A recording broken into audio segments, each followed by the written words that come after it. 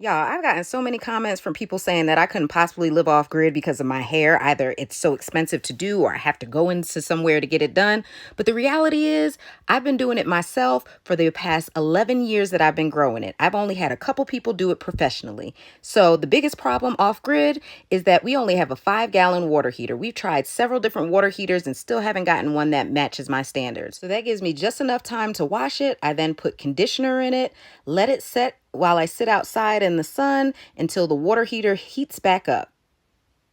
Now it's time to rinse out the conditioner real quick, give it a little blow dry to get the excess water out.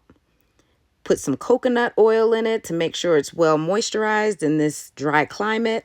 And it's time to get to the real work. I retwisted in sections, then put in curlers so that I can get some nice big curls this time. Usually only takes about 2 hours for the whole process, so either I watch a movie or jam out to my music while I'm getting it all done.